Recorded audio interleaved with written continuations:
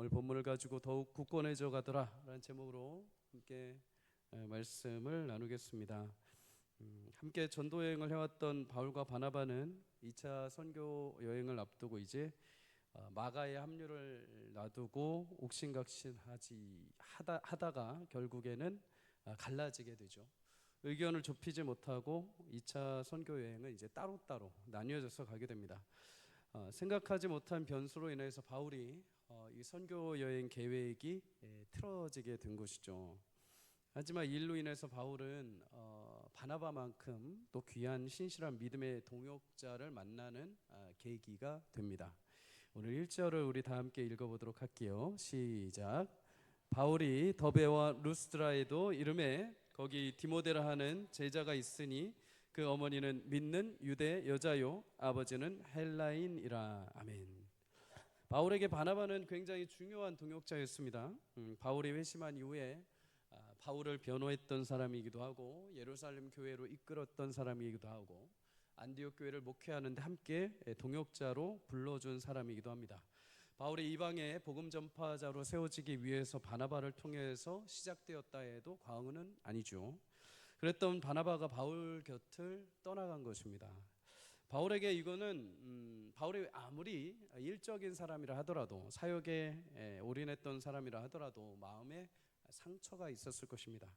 그런데 이런 상실감을 안고 떠난 선교 여행지에서 하나님은 바울에게 새로운 신실한 동역자 디모데를 만나게 하십니다. 바울의 전반기 사역의 인생에 바나바가 있었다면 바울의 후반기 사역의 인생은 디모데가 함께 한 것이죠. 바울은 믿음 안에서 참 아들 된 디모데라고 할 정도로 디모데를 굉장히 아끼고 또 의지했습니다. 바울이 감옥에 갈 때도 고난을 받을 때도 교회를 세울 때도 서신을 쓸 때도 항상 디모데는 옆에 있었죠. 바울이 총 13권의 서신을 기록을 합니다. 그런데 그 서신 가운데 디모데 이름이 언급되고 디모데와 관련된 서신이 총 8권이나 등장을 합니다. 그만큼 디모데가 굉장히 중요한 위치에서 바울의 동역자 사역을 감당한 것이죠. 교회가 문제가 생길 때마다 디모데를 보내기도 하고 또 디모데를 통해서 그 교회 소식을 듣기도 합니다. 가장 믿고 맡길 수 있었던 사람이 디모데였다는 거죠. 우리 여기서 오늘 주시는 교훈 몇 가지를 발견하게 됩니다. 첫 번째는 여러분, 하나님은 늘 믿음의 동역자들을 우리 가운데 만나게 하신다라는 것입니다. 여러분, 인생은 만남과 헤어짐의 연속이죠. 나와 잘 맞고 내게 은혜를 베풀어 준 사람이라 하더라도 또 내가 이 사람과 한평생 함께 하고 싶다 하더라도 때로는 원치 않는 일 때문에 때로는 어쩔 수 없는 환경과 사건 때문에 헤어져야 하는 일들이 종종 발생을 합니다. 그러면 여러분, 내가 원했던 사람인데 헤어지면 마음에 상처가 생기기도 하죠. 이 사람 없으면 어떻게 하나, 이 사람 내가 서로 의지했던 사람들인데 헤어지고 나서 우리가 어떻게 살아가야 되지 하는 큰 상실감을 느낄 때가 있습니다. 여러분, 교육자들은 사실 사역지를 이동을 어쩔 수 없이 할 때가 있습니다. 그때마다 교육자들은 크게 아쉬움이라는 것을 느끼죠. 그것은 성도님들도 마찬가지일 겁니다. 성도님들도 정들었던 교육자들이 사역지를 이동할 때 굉장히 아쉬운 마음들이 들죠. 그거와 마찬가지로 교육자들도 사역지를 이동하게 될 때는 아쉬움이 듭니다. 자신과 영적으로 교류하고 함께 눈물로 기도하고 하나님의 역사와 응답을 함께 나누었던 교회를 떠나는 것, 결코 쉽지 않은 것이죠. 그러다 보니까 교회를 떠나서도 계속해서 예전 교회의 성도님들과 동역자들과 연락하고 기도 제목을 나눌 때도 있습니다. 그런데 그렇게 떠나서도 새로운 교회에 갔을 때 굉장히 신기한 일이 발생을 합니다. 그게 무엇이냐?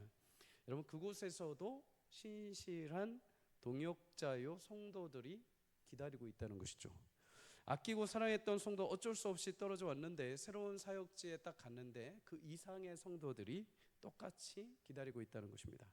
저도 그랬습니다. 부목사로 사역했던 마지막 교회에 신실했던 믿음의 성도들, 믿음의 기도의 동역자들이 굉장히 많이 있었죠.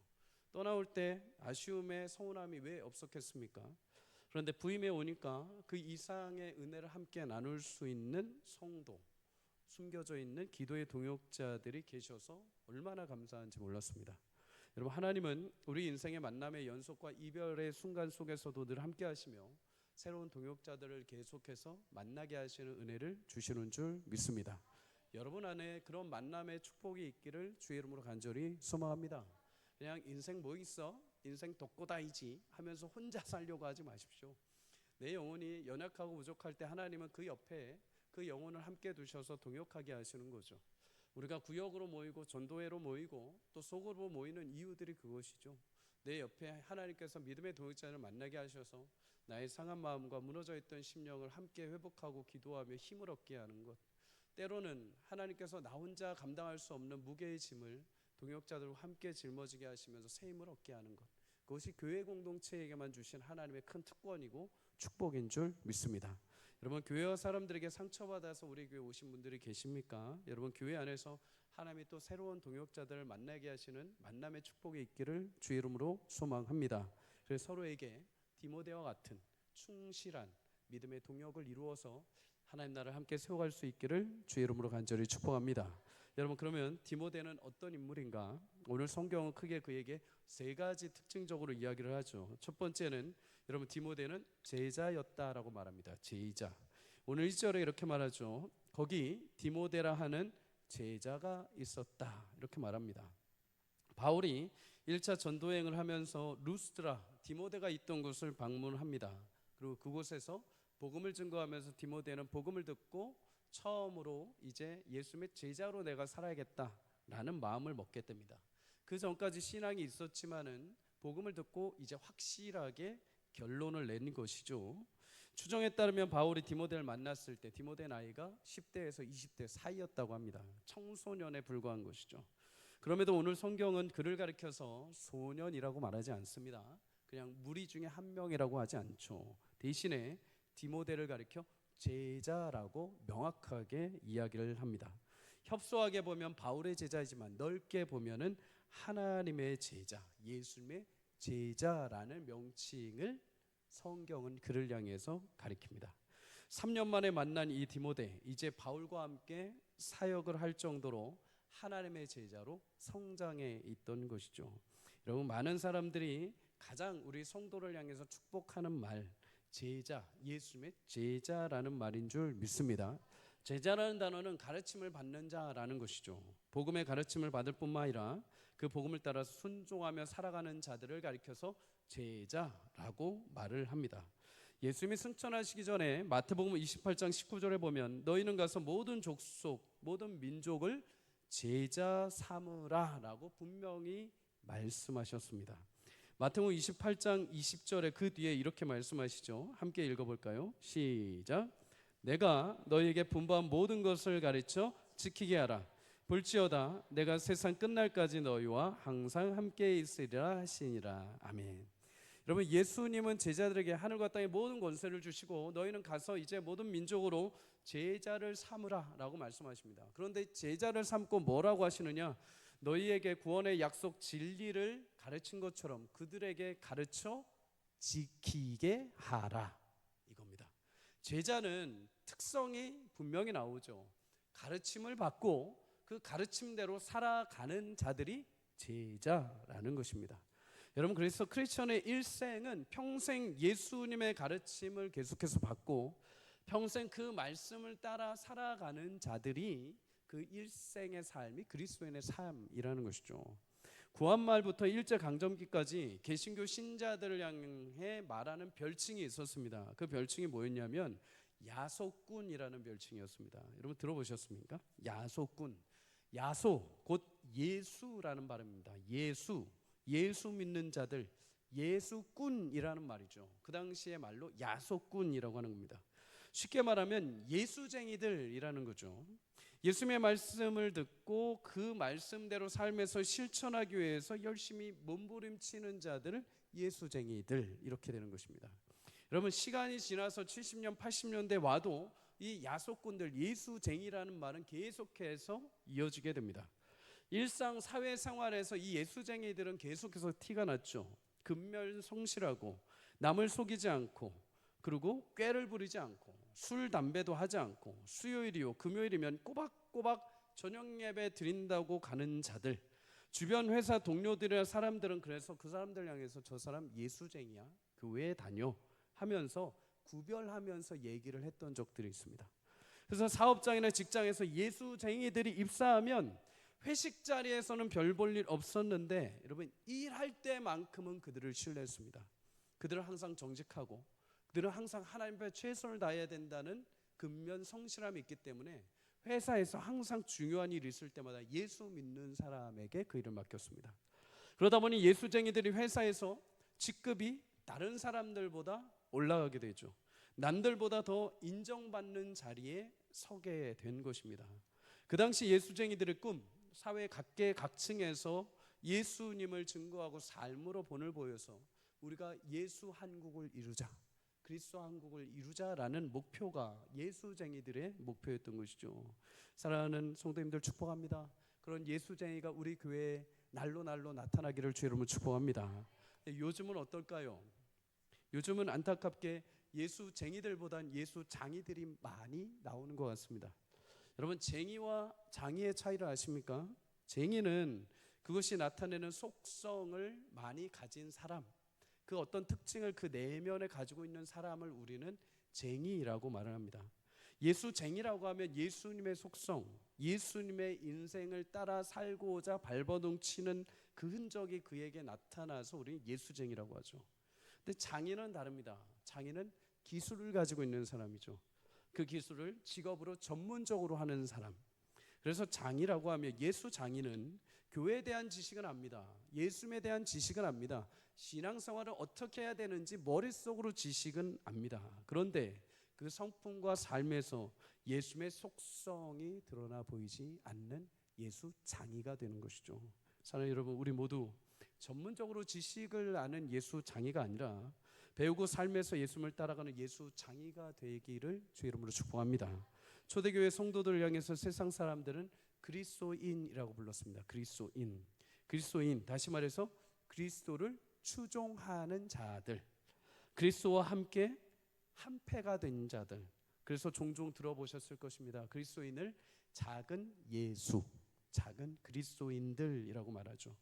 그들의 모습이 얼마나 예수님을 닮았으면, 그리고 얼마나 예수님과 비슷하게 살아가려고 노력을 했으면 세상 사람들이 그런 별칭을 붙여준 것이죠. 여러분 우리 교회도 그런 영광스러운 별칭이 따라붙기를 주의 이름으로 축복합니다.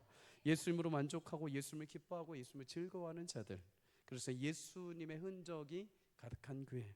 누가 봐도 쟤 예수쟁이야, 예수장이가 되는 것이 아니라 나 얼마든지 신앙에 있어서 나 말할 수 있어, 나 교회에 대해서 얘기할 수 있고 예수님 누구인지 말할 수 있어, 신앙생활 이렇게 해야 돼 라는 전문가가 아니라 삶으로 누가 봐도 저 사람 교회 다니는 사람이야, 말하지 않아도 저 사람 예수쟁이야 라는 그런 은혜와 그런 역사와 흔적이 우리 교회, 저에게 또 여러분에게, 우리 가정에게 임하기를 주의 이름으로 간절히 축복합니다.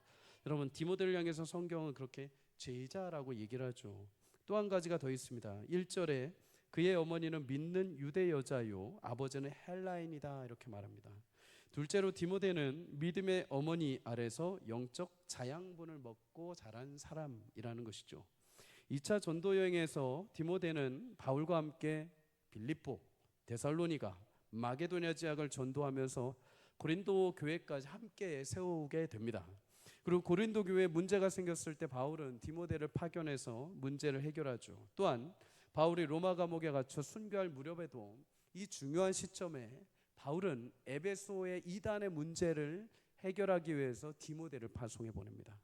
마지막으로 자기가 언제 죽을지 모르는 현실 가운데 마지막으로 에베소 교회를 귀하게 디모데에게 맡겼다는 것, 내가 죽더라도 이 사람이 가서 거기를 담당한다면 그를 통해서 이 교회가 회복될 것이라는 믿음이 있을 만큼 디모데를 굉장히 신뢰했다는 거죠.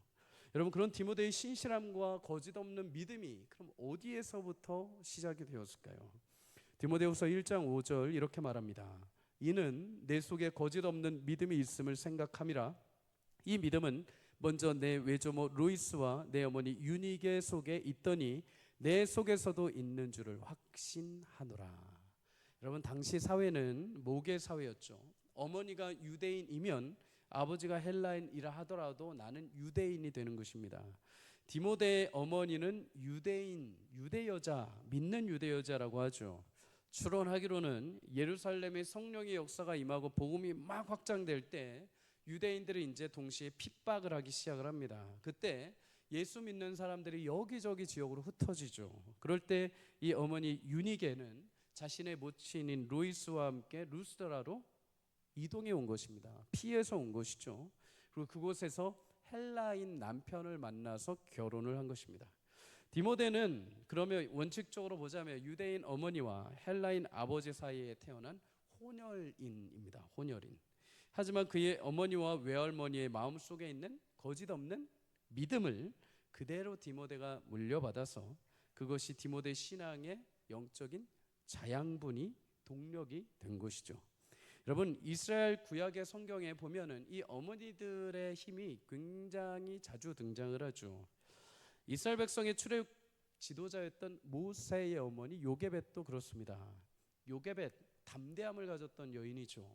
세상 나라 애굽 왕 바로가 모든 남자아이를 죽이라고 했을 때 이 아이를 숨기게 됩니다. 또한 이 아이가 샘 3년이 되었을 때 이제 더 이상 숨길 수 없게 되었을 때 이제 그 아이를 갈대 상자에 숨겨서 몰래 버리게 되죠. 이 모습을 지켜보고 애굽 바로 왕의 공주가 이 아이를 건져냈을 때 유모로 가서 모세를 키우게 됩니다. 유모로 키우면서 어린 시절에 무엇을 가르쳤을까요? 야, 너는 왕궁에서 살아서 참 좋겠다. 엄마는 이러지 못하는데 이렇게 한탄했을까요? 아니요. 너는 비록 지금 왕궁에 살지만 너의 신분을 꼭 기억해야 된다. 너는 히브리인 중에 히브리인이고 히브리인의 하나님은 오직 여호와 한 분뿐이시다. 이것을 계속 알려준 것이죠. 그래서 그가 40세 때 되었을 때 자신이 히브리인 민족을 위해서 자신의 혈기이지만 자신의 힘을 동원하게 된 것입니다. 여러분, 사무엘은 어떨까요? 사무엘도 한나라는 어머니, 기도의 어머니가 있었기 때문에 사무엘이라는 영적인 지도자가 세워지게 된 것이죠. 성경은 하나님께 쓰임받은 믿음의 선지자들 뒤에 그 믿음의 동력이 항상 어머니들의 모습을 통해서 드러나게 됩니다. 이 시대도 마찬가지죠. 여러분, 가정에서 아버지의 역할도 중요하지만 가정의 자녀는 어머니들에게 영향을 많이 주고 받을 수밖에 없습니다. 왜 그럴까요?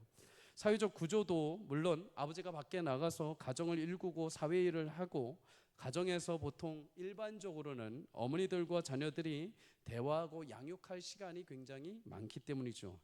그런 이유도 있겠지만 보다 더 근본적으로 여러분, 가정에서 자녀들이 보고 경험하는 것이 가정에서 가장 가치 있는 어머니들의 모습을 보고 배우게 됩니다. 흔히 우리는 어려서부터 어머니 뱃속에서 신앙생활 한 사람들을 가리켜서 모태신앙이라고 하죠. 아버지 신앙이라고 하지 않습니다. 모태신앙이라고 합니다. 흔히 그렇게 말한 이유는 엄마 뱃속에서부터 신앙을 이어받는다는 것이죠. 엄마가 나를 뱃속에 가지고 있을 때부터 엄마가 먹는 것, 듣는 것, 기도하는 것, 말씀을 듣는 것, 그런 것을 어려서부터 뱃속에서부터 이어서 그 유전을 물려받았다는 것입니다. 여러분, 그만큼 이 시대에도 어머니들의 영향이 많이 우리 자녀들에게 줄 수 있다는 것입니다. 사랑하는 우리 어머니들, 여러분들의 기도와 여러분의 신앙이 결코 헛되지 않도록 하나님께서 역사하실 줄 믿습니다. 우리 자녀들에게 여러분의 귀한 믿음의 신앙을 함께 이어져 물려줄 수 있기를 주의 이름으로 축복합니다. 박목월이라는 시인을 아실 겁니다. 박목월 시인, 젊은 날에는 신앙적인 시를 쓰지 않았던 사람입니다. 젊은 날엔 소위 청록파 시들이라고 해서 산과 자연과 인생에 대해서 시를 많이 썼죠. 근데 인생 중반에 지나오면서 동생의 죽음 이후로 인생의 아픔과 허물을 주로 시로 쓰게 됩니다. 그랬던 그가 인생 후반에 들어오면서 아름다운 신앙의 시를 쓰기 시작을 했습니다. 그 이유는 어머니의 신앙의 유산을 그가 물려받았기 때문이죠. 박목월 시인의 어머니는 박인재 여사라는 성도입니다. 신실한 성도요, 신앙인이요, 여장부였다고 합니다. 박목월 시인은 느지막한 나이에 교회에서 장로 직분을 받게 되는데 장로 직분을 받을 때 그는 인생에 있어서 자신의 어머니의 기도에 빚진 삶이 자신의 삶이라고 고백한 적이 있습니다. 인생에 여러 고민과 갈등들이 있었지만 하나님 앞에 내가 다시 설 수 있는 원동력이 되어준 것은, 내가 시인에서 신앙인으로 거듭날 수 있었던 원인은 어머니의 기도였다라고 고백을 합니다. 그래서 그는 그 뒤에 숨겨진 유작들이 발견이 되는데 대략 300여 편의 시가 발견이 됩니다. 그런데 그 시의 대다수가 신앙과 관련된 시였습니다. 그 시 가운데 어머니의 언더라인이라는 시가 있습니다. 그 중에 한 소절은 이렇게 말합니다. 유품으로 그것뿐이다. 붉은 언덕라인이 그어진 우리 어머니의 성경책. 이 세상에 남기신 어머니의 유품은 그것뿐이었다. 가죽으로 장정된 모서리마다 헐어버린 말씀의 책. 어머니가 그으신 붉은 언더라인은 당신의 신앙을 위한 것이지만 오늘은 이순의 아들을 깨우치고 당신을 통하여 지구하신 분을 뵙게 하는 통로가 되었다. 동양의 깊은 달밤에 더듬거리며 읽는 어머니의 붉은 언더라인. 당신의 신앙이 지팡이가 되어 더듬거리며 따라가는 길에 내 안에 울리는 어머니의 기도 소리. 이렇게 고백을 합니다. 자신의 인생에 있어서 어머니가 읽었던 말씀과 그 기도 소리가 내 삶을 견주어 이끌어가고 있다는 것이죠.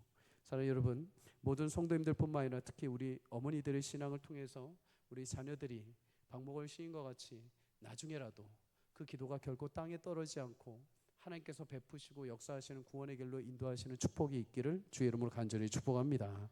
우리 자녀들이 그 믿음의 자양분을 얻어서 자신의 삶을 주님의 제자로, 자신의 삶을 하나님의 거룩한 제2의 디모데의 삶으로 살아낼 때 하나님께서 그를 통하여서 수많은 믿음의 백성들에게 위로가 되기도 하고 교회를 세우는데, 하나님 나라를 세우는데 아름다운 밑거름이 되는 복된 자녀들의 인생이 되시기를 주의 이름으로 축복합니다.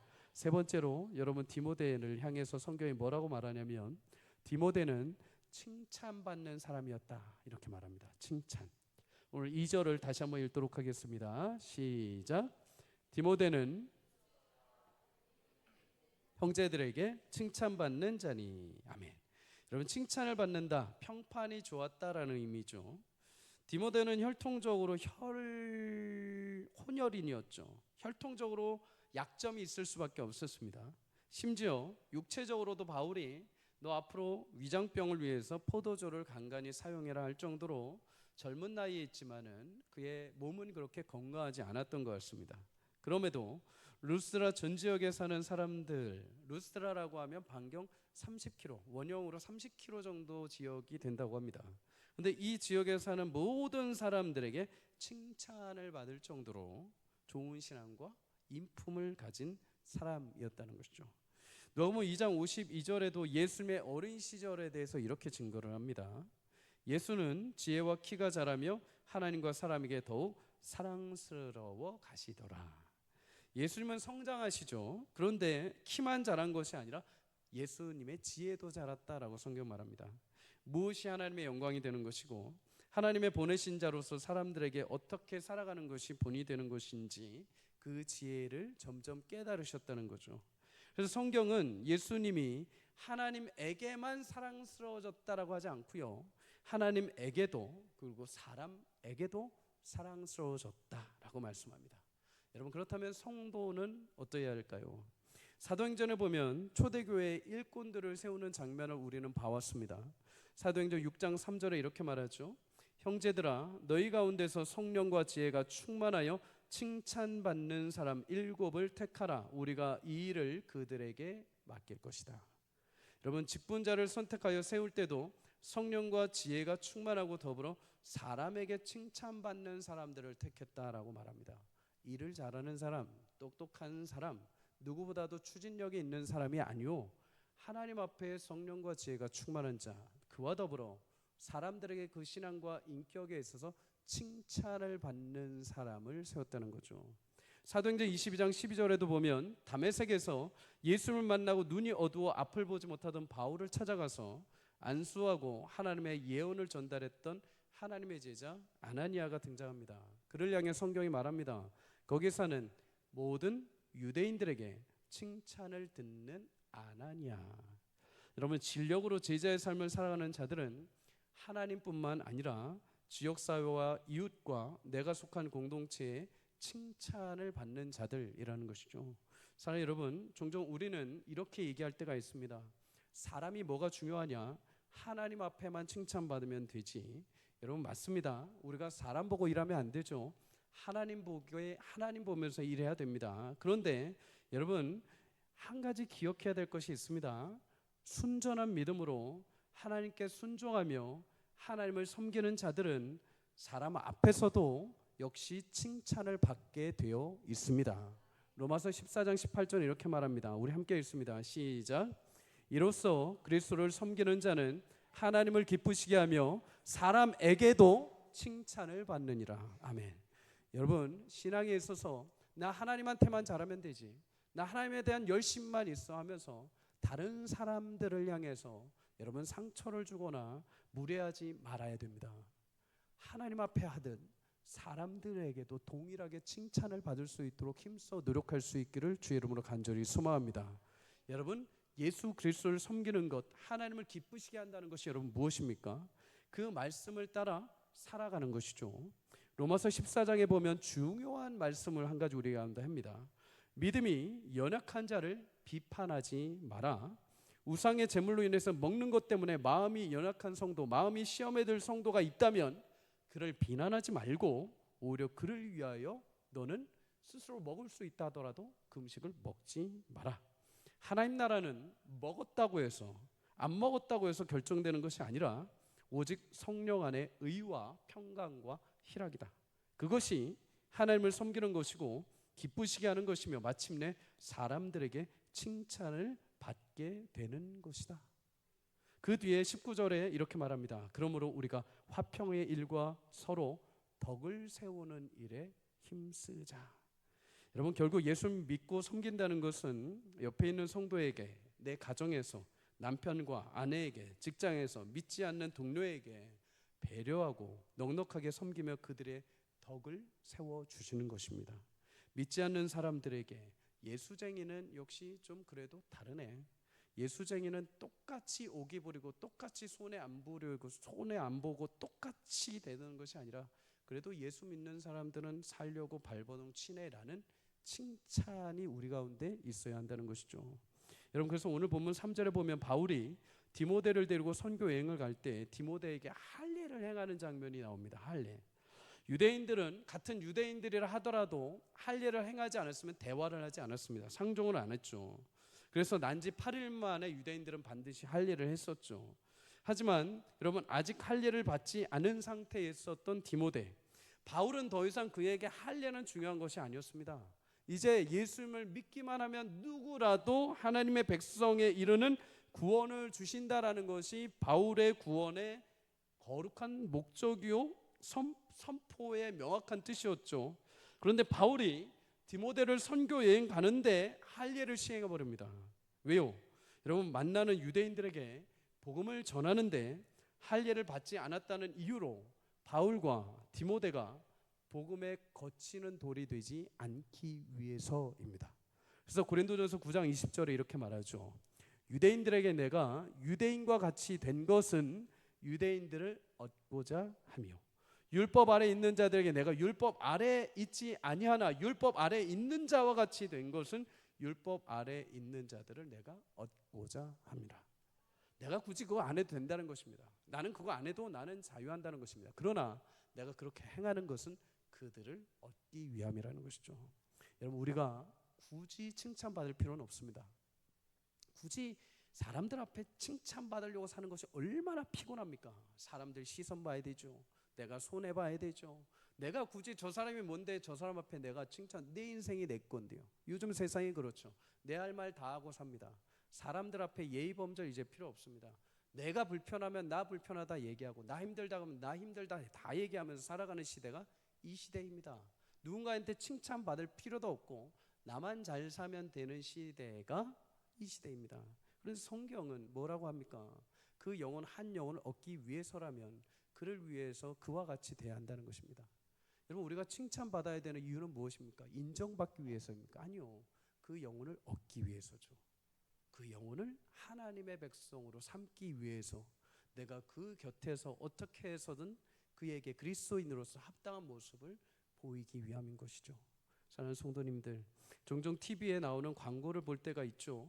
평범한 물건인데 여러분 그냥 있으면 이 물건 아무것도 아닌데 정말 신뢰할 만한 연예인이 나와서 그걸 광고하면 이제 이 물건 달라져 보이기 시작을 합니다.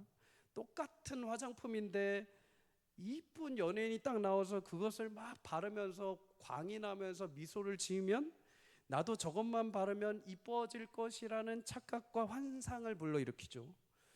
저 옷이 평범해 보여서 저거 그냥 그런데 라고 할 때 멋진 남자 모델이 그 바지를 딱 입고 멋지게 이렇게 맵시를 뽐내게 되면 나도 저 옷만 입으면 저 바지만 입으면 나도 롱다리가 될 것 같다는 착각과 환상을 우리는 일으키게 됩니다. 왜 그렇습니까? 여러분 물건도 중요하지만 그 물건을 전달하는 사람도 중요하기 때문입니다.